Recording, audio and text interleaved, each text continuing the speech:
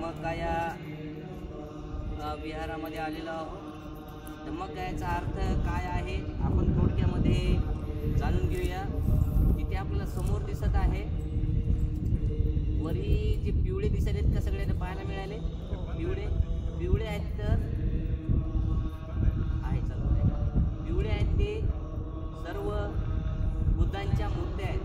ते वरच्या मूर्त्या जे आहेत ते 7 लाख मूर्त्या आहेत आणि तशाच प्रकारच्या मध्ये एक छोटं चैत्य आहे त्याच्यात 3 लाख मूर्त्या आहेत। अशा प्रकारे मिळून तिथं 10 लाख मूर्त्या आहेत आणि त्याच्या पिवळ्याच्या नंतर पांढरा पट्टा दिसत आहे, दिसायला का? त्या पांढऱ्या पट्ट्यावर संपूर्ण त्रिपिटकाचं कोरीव खर्चा केलेले आहे, कोरीव लिखाण आहे, ते धम्म आहे। आणि वेळोवेळी त्या खालच्या पायऱ्या बसण्यासारख्या आता तर तिथं लाईव्ह भिक्खू संघ बसत असतो। मग बुद्ध धम्म आणि संघ आणि परिपूर्ण बुद्ध धम्म संघ इथं परिपूर्ण असल्यामुळे या टेम्पलचं नाव धम्मकाया टेम्पल ठेवलेलं आहे। धम्मकाया, इथे धम्माची काया आहे खरी। इथे काया म्हणजे काय आहे?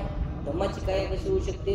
लोक इथे खऱ्या अर्थाने धम्माला धारण करून धम्म महाभूत आहे। तुम्हाला धम्म महाभूत जसे 4 महाभूत आहेत तुम्हाला माहीत आहे, पृथ्वी अप्ती वायू, तसं 5वं महाभूत धम्म महाभूत आहे। आणि धम्म महाभूत असल्यामुळे इथं आलेल्या लोकांना धम्माची अनुभूती होत असल्यामुळे ते आपल्या कायेनं धम्माची अनुभूती करतात, म्हणून धम्मकाया टेम्पल नाव ठेवलेलं आहे। मिनिंगफुल आहे, खूप मोठा अर्थ आहे। अशा प्रकारे आपण धम्मकाया या विहारामध्ये आलेलो। आपल्याला समोर पुढे जायचं आहे, तिथे समोर जाऊन आपण आपले फुलं अर्पण करून समोर येणार आहोत। अशा पद्धतीने धम्मकाया या विहारामध्ये आपल्याला चित्र पाहायला मिळते।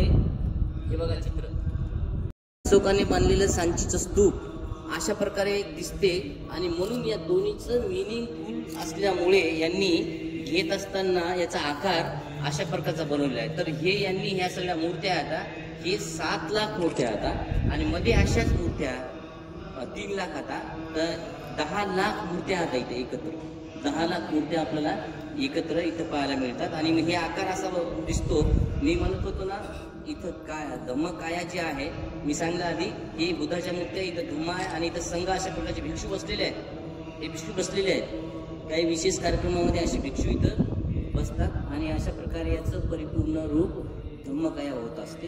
ज्यांना ध्यान कधी केलं, ध्यानाचं काही माहीत आहे, दाट आहे कुठं